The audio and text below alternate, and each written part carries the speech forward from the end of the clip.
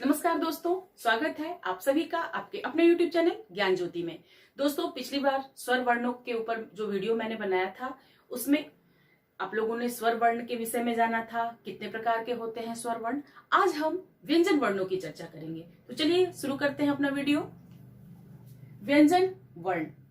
दोस्तों, वैसे तो व्यंजन आप लोगों को पता ही है कि व्यंजन कितने प्रकार के होते हैं और इनको कितने वर्गों में बांटा गया है। जैसा कि मैंने लिखा है यहाँ, क से लेकर के श्र तक जितने व्यंजन वर्ण होते हैं मैंने सभी यहाँ लिख डाले हैं। तो दोस्तों, क से म तक स्पर्श व्यंजन होते हैं, यानी कि जो हमारे उच्चारण में जो अवयव ज्यादा भाग लेते हैं वो है जीभ और होठ। तो जब हमारे मुख से वायु बाहर निकलती है तो वायु संघर्ष करती हुई, टकराती हुई कैसे बाहर निकलती है और इसमें हमारी जिह्वा किस जगह को कहाँ स्पर्श करती है, ये क से म तक में हम लोग देखेंगे। इसीलिए इन्हें स्पर्श व्यंजन कहते हैं। और य र ल व ये हमारे अंतस्थ व्यंजन हैं। तलाबी श, मूर्धन्य श, दंत स, ह ये हमारे उष्म व्यंजन कहलाते हैं। और छ, त्र, ज्ञ, श्र ये हमारे संयुक्त व्यंजन कहलाते हैं। इतना तो हम लोग पहले से जानते हैं। तो दोस्तों, ये जो क से म तक है इनको वर्गों में बांटा गया है, उच्चारण के आधार पर, उच्चारण स्थान के आधार पर। जैसे क से अंग तक ये कवर्ग कहलाते हैं और कवर्ग के का उच्चारण स्थान है, उच्चारण स्थान जैसा कि मैंने यहाँ लिख डाला है और ये वर्ग है सारे, तो इनका उच्चारण स्थान कंठ है। जब हम क से अंग तक का उच्चारण करते हैं तो हवा यहाँ पर संघर्ष करती है और आप छू करके भी देख सकते हैं ऐसे प्रैक्टिकली कि क, ख, ग यहाँ एक आपको कंपन, प्रकंपन का एहसास होगा। तो ये हमारे कंठ है, इसके उच्चारण स्थान। दूसरा हमारा वर्ग है चवर्ग, इसको चवर्ग कहते हैं। तो च, छ, ज, झ, इय इसके उच्चारण में तालु, हमारी जिह्वा तालु को टच करती है, ठीक है। और टवर्ग के उच्चारण में मूर्धा, कंठ और तालु के बीच में एक और थोड़ा बैक प्लेस है जहां की जिह्वा हमारी उलट करके जाके वहां टच करती है और वायु को रोकने की कोशिश करती है। और जैसे ही हमारी जीभ नीचे आती है इन वर्णों का उच्चारण होता है। उसके बाद त, थ, द, ध, न आप देख सकते हैं कि अगर हम दांत, जो दांत हमारा ऊपरी दांत है, हमारे ऊपरी दांत के पीछे जो अगर जिह्वा हमारी टच करती है और वायु को रोकती है और वहां पर जब वायु रुकती है और फिर जिह्वा नीचे आती है हमारी, तो इन वर्णों का उच्चारण होता है तवर्ग का। त, थ, द। आप क्लियरली इसको नोइंगली करके देखिए, जानबूझ करके इस पर थोड़ा ध्यान दीजिए, क्योंकि हम लोग तो फ्लो में बोल जाते हैं, वर्णों का उच्चारण कर जाते हैं, लेकिन हम अगर इस पर थोड़ा ध्यान दें, थोड़ा रुके, तो हमें इसका एहसास हो जाएगा। उसी तरह से होठ, ओष्ठ जिसको कहते हैं, पवर्ग का उच्चारण, इसमें हमारे होठ प, फ, इसमें निचला होठ हमारा जाकर के ऊपरी होठ को पहले बंद करता है, वायु को रोकता है और जैसे ही वो नीचे होठ वापस अपनी जगह पे आता है तो हमारे मुंह से ये ध्वनियां यानी कि ये वर्ण उच्चरित होते हैं। तो ये हमारे उच्चारण स्थान हुए इन वर्गों के, इसीलिए इनको हम लोग स्पर्श व्यंजन कहते हैं, क्योंकि इसमें जिह्वा कहाँ कहाँ स्पर्श करती है, होठ कहाँ जाते हैं।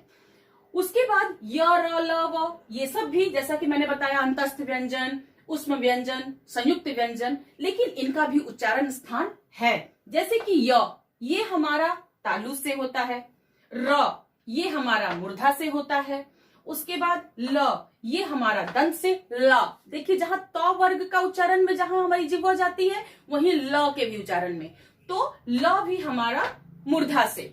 व इसका व दंत और ओष्ठ दोनों, इसके उच्चारण में दांत, दंत और ओष्ठ दोनों ही सम्मिलित होते हैं। दंत ओष्ठ मिक्स से हमारा व वर्ण उच्चरित होता है, इसका उच्चारण स्थान। उसके बाद श, तलाभ्य श तालु से, मूर्धन्य श मूर्धा से, मूर्धन्य श को तो पता ही है, तालु से तलाभ्य श होगा, इसीलिए इसको तालव्य श कहा जाता है, यानी कि तालु से। मूर्धन्य श यानी कि मूर्धा से, और दंत सा यानी कि दंत से इसका ये स्थान हुआ। और ह कंठ से, ह सेम कवर्ग के उच्चारण में जैसे कंपन यहां होता है, उसी तरह ह के भी उच्चारण में। और ये जो संयुक्त व्यंजन है हमारे छ, त्र, ज्ञ, स्र, इनके उच्चारण में तो दो दो मिले हुए हैं, तो ऑब्वियसली छ में, संयुक्त छ में क और श मिला है, यानी कि इसका उच्चारण स्थान जो होगा वो कंठ और आपका मूर्धा होगा। तो इस तरह से इसके लिए तो बताने की जरूरत है नहीं आपको। तो ये हमारे वर्ग हो गए आपके वर्ण, व्यंजन वर्ण। और इसमें एक और बात है कि हमारे सारे व्यंजन वर्ण जो हैं वो हलंत चिन्ह के साथ होते हैं। क्योंकि मैंने सभी जगह नहीं लगाया, अब मैं आपको लगा के बता रही हूं, क्योंकि कोई भी व्यंजन बिना अ स्वर के कंप्लीट नहीं है। अर्थात आधा क प्लस अ इज इक्वल टू पूरा क, यानी कि ये सब व्यंजनों में हमारे अ जो है स्वर सम्मिलित है और ये अकॉर्डिंग टू मात्रा अपना रूप बदलते हैं।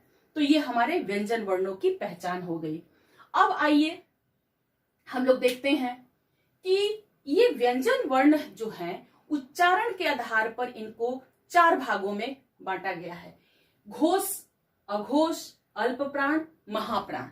अब देखिए घोष वर्ण क्या होते हैं। घोष वर्ण जिन वर्णों के उच्चारण में प्रकंपन, जिन वर्णों के उच्चारण में यहां ज्यादा कंपन होती है, गूंज होती है, उन्हें हम घोष वर्ण कहते हैं। घोष यानी कि गूंज, एक ज्यादा कंपन आपकी आवाज में। तो प्रत्येक वर्ग के सभी अंतिम 3 वर्ण तथा य, र, ल, व तथा अ से औ तक घोष वर्ण होते हैं। अब देखिए यहां पर क्लियर बताती हूं आपको मैं। प्रत्येक वर्ग के जितने वर्ग हैं इसके सभी अंतिम वर्ण, 3 वर्ण, ये तीनों घोष है।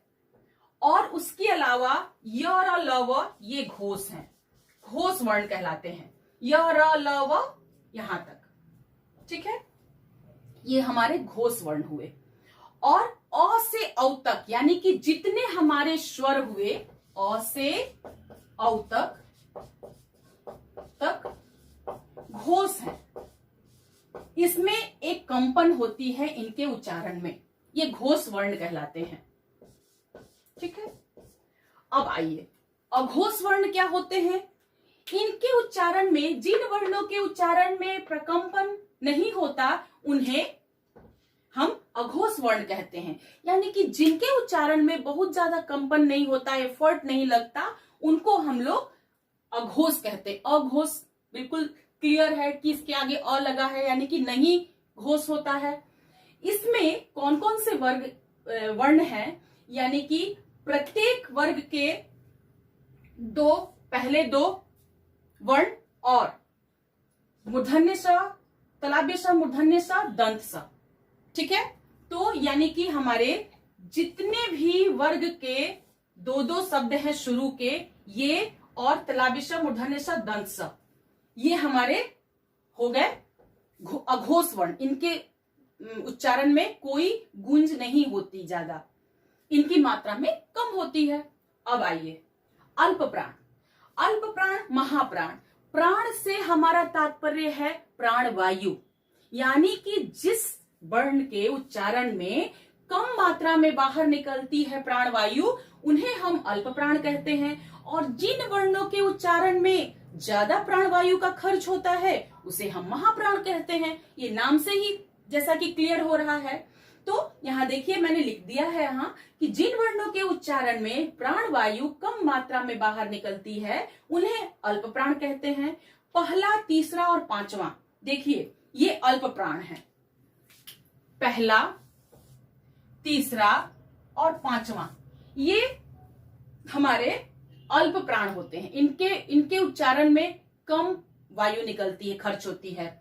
और उसके बाद य, र, ल, व ये चारों, ये घोष भी हैं और अल्प प्राण भी हैं, ठीक है। देखिए मैंने यहां लिख डाला, ये जो है य, र, ल, व ये घोष वर्ण भी हैं, यानी कि ज्यादा गुंजन होती है इनके, लेकिन प्राणवायु कम खर्च होती है। तो ये अल्प प्राण हो गए। और महाप्राण किसे कहते हैं? तो दूसरा चौथा वर्ण, दूसरा और चौथा, इन दो वर्णों को हम लोग महाप्राण कहते हैं। महाप्राण यानी कि इनके उच्चारण में प्राणवायु ज्यादा खर्च होती है। और इसके साथ कौन कौन होते हैं? तलाभ्य श, मूर्धन्य श, दंत स, ह, यानी कि ये हमारे महाप्राण में आ गए। हम लोग ज्यादा छ त्र ज्ञ स्र की बात नहीं करते हैं क्योंकि ये तो संयुक्त व्यंजन है। आप इसके अकॉर्डिंग, इनके उच्चारण के अकॉर्डिंग इनका अंदाजा लगा सकते हैं। तो ये हमारे रहे वर्णमाला के विषय में, जो हम इसमें देखें कि वर्णमाला कितने तरह की होती है, क्या उनका उच्चारण स्थान होता है, कौन कौन से वर्ग होते हैं।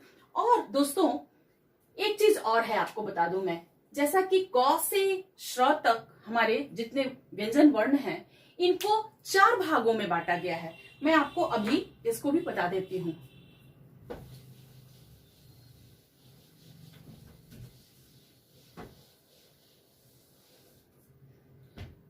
चार भागों में इसे बांटा गया है। व्यंजन वर्णों को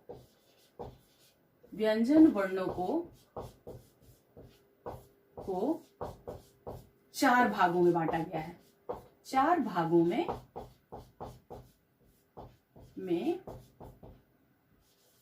बांटा गया है। इसको इसकी आकृति के आधार पर, आकृति तो आप समझ रहे होंगे, इसकी रचना, आकृति, ठीक है, कौन कौन से होते हैं वो तो मैं लिख देती हूं। व्यंजन वर्ण कौन कौन से हैं, अब मैं आपको यहां दिखाती हूं कि कौन कौन से वो हमारे व्यंजन वर्ण हैं।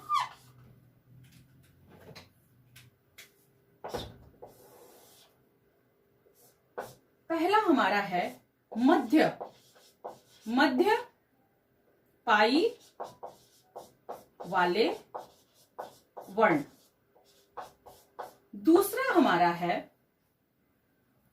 पूरी पाई वाले वर्ण, पूरी पाई वाले वर्ण।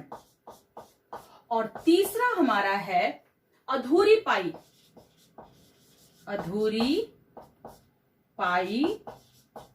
वाले वर्ण।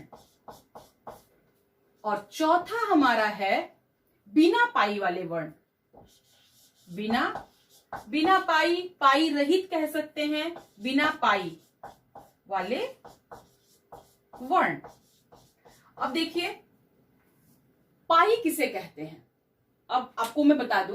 पाई कहते हैं एक, जो ये डंडा हम लोग डालते हैं, ये डंडा। अब देखिए कहां कहां हमारी पाई है, क, च, तो ये सब जहां जहां आप खड़ा डंडा देखते हैं उसको पाई कहते हैं।